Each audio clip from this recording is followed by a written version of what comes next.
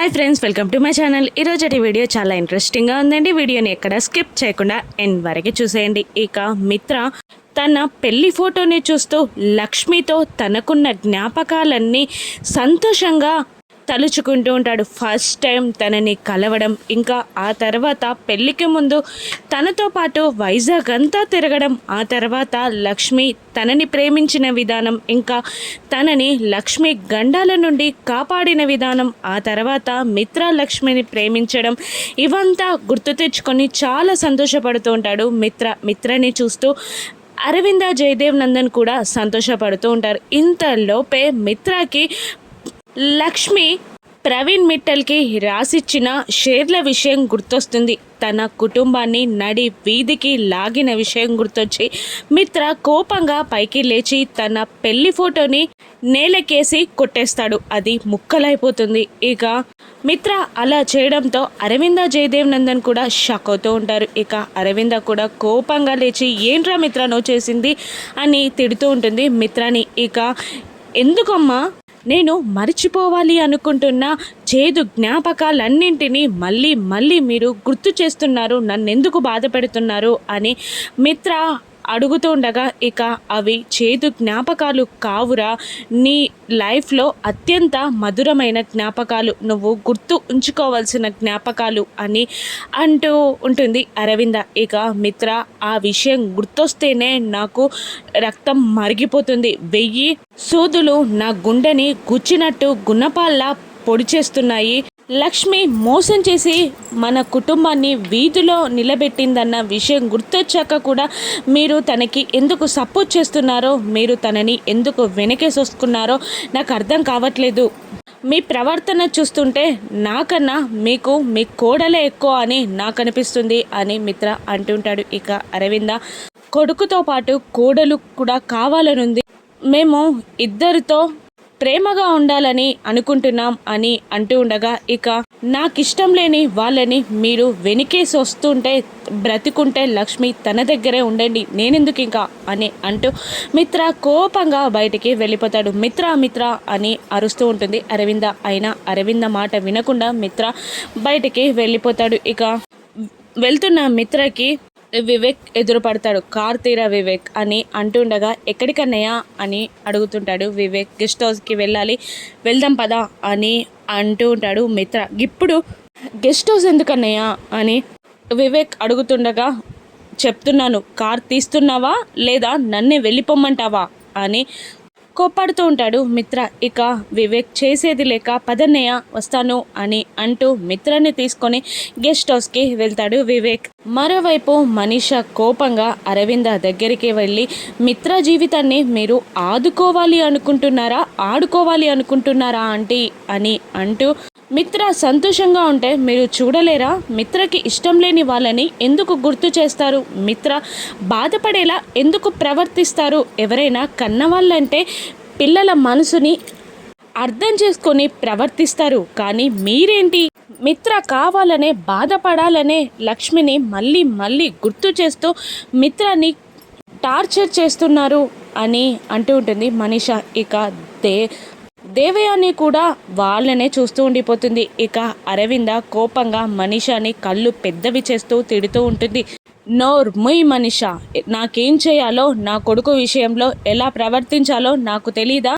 నువ్వు కొన్ని విషయాల్లో దూరంగా ఉంటేనే బాగుంటుంది. నా కొడుకు భవిష్యత్తు ఎలా తీర్చిదిద్దాలో, వాణ్ణి ఎలా చూసుకోవాలో నాకు బాగా తెలుసు అని అంటూ ఇక మనీషకి వార్నింగ్ ఇచ్చి అరవింద అక్కడి నుండి వెళ్ళిపోగానే జయదేవ్ నందన్ కూడా ఇలా అంటూ ఉంటాడు, నువ్వు మిత్ర లైఫ్లోకి ఈ మధ్యలోనే వచ్చావమ్మా. మేమిద్దరం మిత్రకి కన్నా తల్లిదండ్రులం. ఇక వాణ్ణి చిన్నప్పటి నుంచి కని పెంచి వాణ్ణి ఈ స్థాయికి తెచ్చిన వాళ్ళం. వానితో ఎలా ప్రవర్తించాలో మాకు తెలీదా? నువ్వు కాస్త సైలెంట్గా ఉంటే బాగుంటుంది అని అంటూ జయదేవ్ నందన్ కూడా మనీషాని తిడుతూ అక్కడి నుండి వెళ్ళిపోతాడు. ఇక కూల్ మనీషా కూల్ అని అంటూ ఉంటుంది దేవయాని మనీషాని. ఇక అక్కడే ఉన్న భాస్కర్ ఈ గొడవంతా గమనిస్తూ ఇక మిత్ర విసిరికొట్టిన పెళ్లి ఫోటోని తీసి చూస్తాడు. ఇక ఆ పెళ్లి ఫోటోని చూడగానే భాస్కర్ షాక్ అవుతూ ఉంటాడు. ఇక మిత్ర పక్కన లక్ష్మిని చూసిన భాస్కర్ కళ్ళు తెరిచి ఆశ్చర్యపోతూ ఉంటాడు. ఏంటి, లక్ష్మి మిత్రగారి భార్య నందన్ కుటుంబానికి కోడలా? మరి ఈ కుటుంబానికి రాకుండా ఎక్కడికి వెళ్ళినట్టు, ఈ కుటుంబానికి ఎందుకు దూరంగా ఉన్నట్టు? అంటే లక్కీ మిత్రగారి కన్న కూతురా? ఆ విషయం మిత్రగారికి తెలీదా? దేవుడా, వీళ్ళ జీవితాలతో ఇలా ఎందుకు ఆడుకున్నావు అని మనసులోనే టెన్షన్ పడుతూ ఉంటాడు భాస్కర్. ఇక భాస్కర్ పడుతున్న టెన్షన్ని గమనించిన మనీషా, దేవయ్య అని ఒకరితో ఒకరు మాట్లాడుకుంటూ ఇక భాస్కర్ దగ్గరికి వచ్చి, ఏంటి, ఎందుకు అలా చూస్తున్నావు ఫోటోని అని అడుగుతూ ఉంటుంది మనీషా. ఇక భాస్కర్ మనీషాని, ఏంటి, ఈ ఫోటోలో ఉన్న ఆవిడెవరు? ఆవిడే మిత్రగారి భార్య అని అడుగుతుంటాడు భాస్కర్. అవును, ఎందుకు? ఆవిడ నీకు తెలుసా? ఎక్కడైనా చూసావా? నీకు ఎక్కడైనా కనిపించిందా అని మనీషా భాస్కర్ పైన ప్రశ్నల వర్షం కురిపిస్తూ ఉంటుంది. ఇక భాస్కర్ తడబడుతూ మనసులోనే ఇలా అనుకుంటూ ఉంటారు, ఆల్రెడీ మిత్రగారికి లక్ష్మి పైన కోపంగా ఉంది. ఇప్పుడు లక్కీ తల్లి లక్ష్మి అని తెలిస్తే లక్ష్మి పైన ఉన్న కోపం లక్కీ మీద పడే ఎఫెక్ట్ ఉంటుంది. ఇక పాపం లక్కీ పాప ఇబ్బంది పడుతుంది. అలా జరగకూడదు అంటే ఈ విషయాన్ని రహస్యంగానే ఉంచాలి అని అనుకుంటూ, లేదు అలాంటిదేం లేదు, ఊరికనే అడిగాను అంతే. అయినా వైజాగ్ ఎక్కడ? వైజాగ్లో మీరుంటారు, మేమెక్కడ? ఆర్మూర్లో. అక్కడికి ఇక్కడికి సంబంధం ఎందుకుంటుంది? మేమెందుకు ఆవిడని కలుస్తాం? ఆ ఛాన్సే లేదు, ఊరికనే అడిగాను అని అంటూ భాస్కర్ మాట మారుస్తూ అక్కడి నుండి వెళ్ళిపోతాడు. ఇక విన్నావా భాస్కర్ మాటలు, విన్నావా? నీ ఆలోచన 2 మచ్ 3 మచ్ కాదు 4 మచ్లా ఉంది అని నేను చెప్తే నువ్వు నమ్మావా అని దేవే అని మనీషని అంటుండగా, లేదంటే భాస్కర్ ఏదో విషయం దాస్తున్నట్టు నాకు అనిపించింది. ఇక భాస్కర్ ఆ ఫోటోని చూసిన తర్వాత కన్నా కాన్ఫిడెన్స్ లెవెల్ తగ్గిపోయింది. తనని తాను ఏదో కంగారు నుండి కాపాడుకుంటున్నట్టు తన మాటల్లో ఏర్పడింది. నాకు ఏదో అర్థం కావట్లేదు అని అంటుండగా, నువ్వు లైట్ తీసుకో మనీషా అని అంటూ ఇక అక్కడి నుండి వెళ్ళిపోతుంది దేవయాని. ఇక మనీషా ఆలోచిస్తూనే ఉంటుంది. మరోవైపు అర్జున్ వాళ్ళ అమ్మ వసుంధర మాట్లాడుకుంటూ ఉంటారు. ఇక అర్జున్ ఇలా అంటుంటారు, ఏమో అమ్మ, ఒకసారి లక్ష్మి నాకు దగ్గరైనట్టు అనిపిస్తుంది, అంతలోనే నన్ను అవాయిడ్ చేస్తుంది. ఇక లక్ష్మి తీరేంటో నాకు అర్థం కావట్లేదు, నాకు ఒక్కొక్కసారి అనుమానంగా ఉంటుంది. మా ఇద్దరి మధ్య ఉన్న బంధం ఏంటి, దాన్ని క్లారిఫికేషన్ తెచ్చుకోవాలి అనిపిస్తుందమ్మా అని అర్జున్ అంటుండగా, అవునరా నాన్న, ఇక ఏ బంధంలోనైనా క్లారిటీ ఉండాలి, అప్పుడే మనం ఆ బంధంలో కొనసాగవచ్చు, లేదంటే ఆ బంధంలో చిక్కులు ఏర్పడతాయి. ఇక వాళ్ళతో మనం ప్రేమగా ఉండలేము. ఇక మహుమాటానికి పోయి లక్ష్మిని మనం నిలదీయడానికి వెనుకడుగు వేశాం, కానీ ఒక్కసారి లక్ష్మితో మాట్లాడితేనే బాగుంటుంది అని వసుంధర కూడా అంటుండగా, నేను అదే అనుకుంటున్నానమ్మా. ఈరోజు లక్ష్మితో మాట్లాడాలి అనుకుంటున్నాను. తనకి నాకు మధ్య ఉన్న బాండింగ్ గురించి, తన మనసులో నా మీదున్న అభిప్రాయం గురించి తెలుసుకోవాలనుకుంటున్నానమ్మా అని అర్జున్ వసుంధరతో అంటూ ఉండగానే లక్ష్మి వస్తూ తన రూమ్లోకి వెళ్ళిపోతూ ఉంటుంది. ఇక అర్జున్ లక్ష్మి అని పిలుస్తారు. ఏంటి చెప్పండి అని లక్ష్మి అంటూ ఉంటుంది. నీతో కాస్త మాట్లాడాలి అని అంటుంటాడు అర్జున్. దేని గురించి అని లక్ష్మి అడుగుతూ ఉండగా, కొన్ని ఇంపార్టెంట్ విషయాల గురించి మాట్లాడాలి, క్లారిటీ తెచ్చుకోవాలి. ఇన్ని రోజులు నువ్వు మా దగ్గరే ఉన్నావు, ఇక నీకున్న ప్రాబ్లమ్స్ని నేను సాల్వ్ చేయడానికి మార్గం వెతకాలి అనుకుంటున్నాను. నీలో ఉన్న టెన్షన్ని తగ్గించి నీ మీద బాధ్యత తీసుకోవాలి అనుకుంటున్నాను అని అంటూ ఉంటాడు అర్జున్ లక్ష్మిని చూస్తూ. నేను కూడా నా గతం గురించి మీతో చెప్పాలి అనుకుంటున్నాను. ఇక ఇన్నాళ్ళుగా మీతో ఉండి నా గతాన్ని దాచడం కరెక్ట్ కాదని, నా గతం వల్ల మీరు మనక్షోభ అనుభవిస్తున్నారని నాకు అర్థమైంది.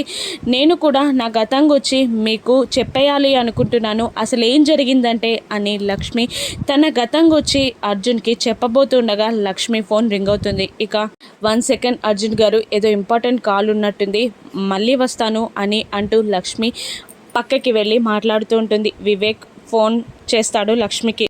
చెప్పు వివేక్ అని లక్ష్మి అంటూ ఉంటుంది. ఇక అన్నయ్య ఇంట్లో గొడవపడి గెస్ట్ హౌస్కి వచ్చాడు వదిన, చాలా మందు తాగుతున్నాడు, ఎంత చెప్పినా వినట్లేదు, నాకు భయంగా ఉంది వదిన, నువ్వు కూడా ఇక్కడికి రా అని అంటూ ఉంటాడు వివేక్. ఇక లక్ష్మి నేనా ఎందుకు అని అంటూ ఉంటుంది. లక్ష్మి కాదు వదిన, నువ్వు వస్తే నాకు కాస్త ధైర్యంగా ఉంటుంది, అందుకే చెప్తున్నాను, నువ్వు రా వదిన అని అంటూ కాల్ కట్ చేస్తాడు. ఇక సరే అని అనుకుంటుంది లక్ష్మి. ఇక అర్జున్ దగ్గరికి వెళ్ళి నాకు చాలా అర్జెంట్ పనుంది అర్జున్ గారు, నేను మళ్ళీ వచ్చి విషయం అంతా చెప్తాను అని అంటూ అర్జున్ సమాధానం వినకుండానే లక్ష్మి వెళ్ళిపోతుంది. చూసావమ్మా చూసావా, గతం గురించి చెప్తాను అంటూ అప్పుడే మనల్ని డైవర్ట్ చేసేసింది అని అంటుండగా, నువ్వు లక్ష్మి గురించి అపార్థం చేసుకోకురా, మనం తన గూర్చి మాట్లాడుతూ మనక్షోభని అనుభవిస్తున్నామని తనకి తెలిసి తన గతం గురించి మనకు చెప్పాలి అనుకుంది, తనకేదో ఇంపార్టెంట్ పనున్నట్టుంది, ఇక వచ్చాక తానే చెప్తుంది అని వసుంధర అంటుంటుంది. ఇక మనసులో మాత్రం అర్జున్ తను ఎక్కడికి వెళ్తుంది, ఇన్నాళ్ళంటే వదిలేశాను కానీ ఇక అన్నీ తెలుసుకోవాలి, ఇక తను ఎక్కడికి వెళ్తుందో తెలుసుకోవాలి అని అనుకుంటూ ఇక లక్ష్మిని ఫాలో అవడానికి అర్జున్ కూడా బయటికి వెళ్తాడు. ఎక్కడికి అని వసుంధర అంటుండగా, ఇంపార్టెంట్ పనుందమ్మా అంటూ వెళ్ళిపోతాడు అర్జున్. మరోవైపు మిత్ర బాగా తాగుతూ ఉంటాడు. ఇక వివేక్ మిత్రని అడ్డుకునే ప్రయత్నం చేస్తుంటాడు. చాలన్నయ్య వద్దు ఇంకా అని అంటుండగా, ఏమవుతుందిరా ఏమవుతుంది, ఎక్కువ తాగితే చచ్చిపోతాను అంతే కదా, అంతకు మించి ఏం జరగదు కదా, ఈ బ్రతికే కన్నా చావడం బెటర్ అని అంటుంటాడు మిత్ర. అదేంటన్నయ్య అలా మాట్లాడుతున్నావు అని వివేక్ అంటుండగా, మరి ఏం చేయమంటావురా, నేను బ్రతికి ఉండడం కూడా ఆ దేవునికి ఇష్టం లేనట్టుంది, అందుకనే నా జీవితంలో గండాల మీద గండాలు పెడుతున్నాడు, ఇంకా అవి సరిపోవన్నట్టు ఆ గండాల నుండి నన్ను రక్షించడానికి లక్ష్మి అనే క్యారెక్టర్ని నా జీవితంలోకి ఎంటర్ చేశాడు. ఆ తర్వాత అది నన్ను మోసం చేసి వెళ్ళిపోయింది. ఇక ఈ కష్టాలన్నీ పడుతూ నన్ను నేను చూసుకోలేక చావడమే బెటర్ అని అంటూ ఉంటాడు మిత్ర. ఇక అదేంటన్నయ్య వదినను అంత అసహించుకుంటున్నావు, అది తప్పన్నయ్య, వదిన నిన్ను ఎంత బాగా చూసుకుంది, నిన్ను ఎంత బాగా ప్రేమించింది అని అంటూ ఉంటాడు వివేక్. అవునరా కరెక్టే, అది నన్ను ప్రేమించింది, కానీ దానికన్నా ఎక్కువగా నేను ప్రేమించాను, కానీ నన్ను మోసం చేసి నన్ను బజార్లో నిలబెట్టి వెళ్ళిపోయింది. ఒక చెట్టు కింద నిలబడితే నీడనిస్తుంది అని తెలిస్తే నిలబడతారు, కానీ నిలబడిన చెట్టే విషం చిమ్మితే ఇక ఆ చెట్టు కింద నిలబడి ప్రయోజనం ఏంటి? లక్ష్మి కూడా అంతే, నా జీవితంలో విషం చిమ్మి వెళ్ళిపోయింది అని అంటూ తాగుతూ లక్ష్మి గురించి ఆలోచిస్తూ బాధపడుతూ ఉంటాడు. ఇక వివేక్ మనసులో వదినంటే ఇంత ప్రేమ పెట్టుకున్నాడు, ఇక కానీ అన్నయ్యకున్న కోపం వదిన మీదున్న ప్రేమని చంపేస్తుంది అని అనుకునే లోపే మిత్ర ఇంకా ఇలా అంటుంటాడు. దాని గురించి ఆలోచిస్తూనే ఇంకా మనిషిని పెళ్లి చేసుకోలేకపోతున్నాను, ఏం చేయమంటావు, అది నన్ను అంత మోసం చేసింది అని తాగుతూ ఉంటాడు మిత్ర. ఇక లక్ష్మి మిత్ర దగ్గరికి బయలుదేరుతుంది. ఇక తన దగ్గరికి వచ్చిన లక్ష్మిని మిత్ర గుర్తుపడతాడా? మిత్ర దగ్గరికి వస్తున్న లక్ష్మిని అర్జున్ ఫాలో అయి మిత్ర లక్ష్మి భార్యాభర్తలని తెలుసుకోగలుగుతాడా? ఇక అర్జున్ లక్ష్మిని ఏమనున్నాడో రాను ఎపిసోడ్స్లో చూద్దాం. Thank you for watching.